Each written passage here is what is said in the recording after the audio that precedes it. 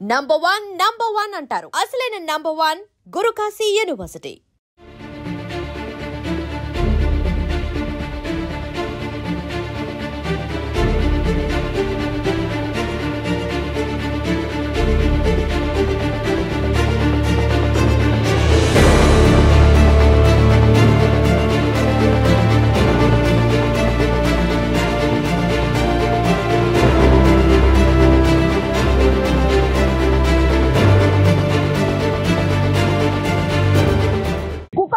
అత్యంత దారుణమైనటువంటి ఘటన జరిగింది. యాక్చువల్లీ 10 ఏళ్ల అమ్మాయి పేరు వచ్చి సహస్ర.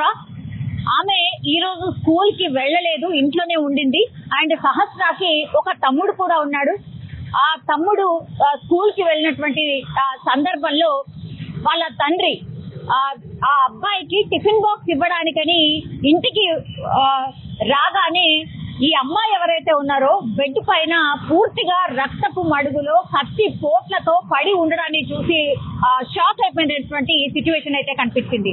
పాపం 10 ఏళ్ల పాప, ఎవరి మీద కూడా తల్లిదండ్రులకు అనుమానం అయితే లేదు.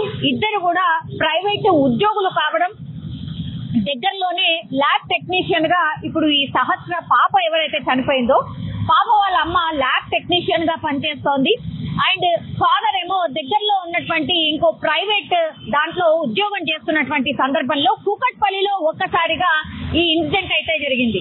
10 ఏళ్ల పాప అంటే ఇద్దరు అమ్మ నాన్న వర్కింగ్ దాంట్లో ఉన్నప్పుడైతే ఇది అందరికీ ఎక్స్పీరియన్స్ చేస్తూ ఉంటారు. పిల్లలు ఇద్దరే వాళ్ళది వాళ్ళు ఆలనా పాలన కావచ్చు, లేదంటే వాళ్ళది వాళ్ళు ఉండడం అలవాటు చేసుకున్న సందర్భాలే మనకు చాలా మట్టికి కనిపిస్తుంది. ఎందుకంటే ఇద్దరు కూడా పేరెంట్స్ వర్కింగ్ లో అంటే వర్కింగ్ పేరెంట్స్ ఉన్నప్పుడు మాత్రం ఇట్లాంటి సిచ్యువేషన్ ప్రతి పేరెంట్ కూడా ఫేస్ చేస్తున్నటువంటి సిచ్యువేషన్.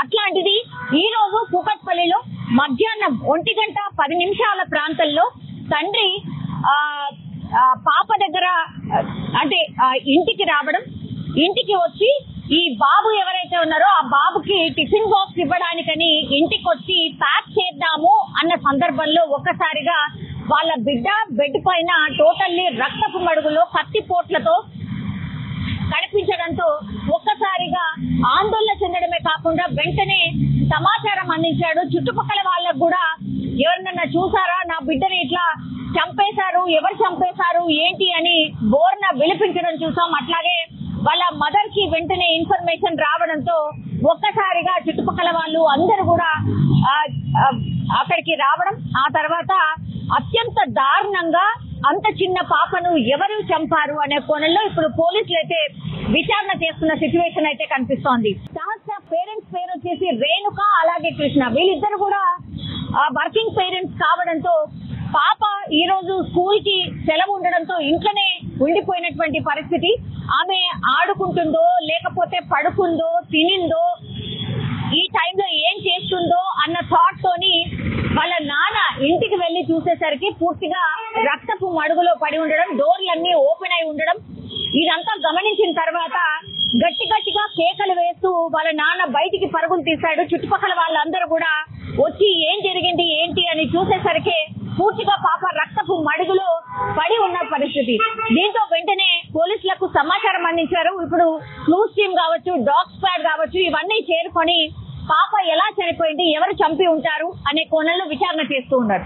పోలీసులు ప్రాథమికంగా విచారణ చేసినప్పుడు వీళ్ళ పేరెంట్స్ ని కూడా అడిగినప్పుడు మాకెవరితోనే శత్రుత్వం లేదు, మేము గమ్మున మేమేదో మా పని చేసుకొని వెళ్ళిపోతాం కాబట్టి అసలు మాకు ఎవరి మీద కూడా అనుమానం లేదు, ఇంత దారుణంగా మా బిడ్డను ఎవరు చంపారు ఏంటి అని రోధిస్తున్నటువంటి సిచ్యువేషన్.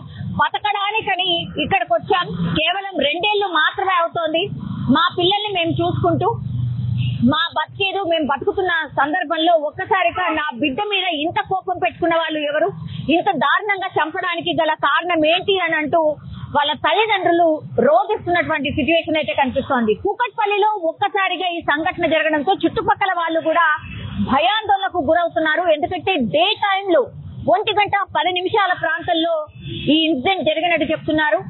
పూర్తిగా సీసీ కెమెరాస్ కి సంబంధించిన ఫుటేజెస్ అన్ని కూడా పోలీసులు కలెక్ట్ చేస్తూ ఉన్నారు.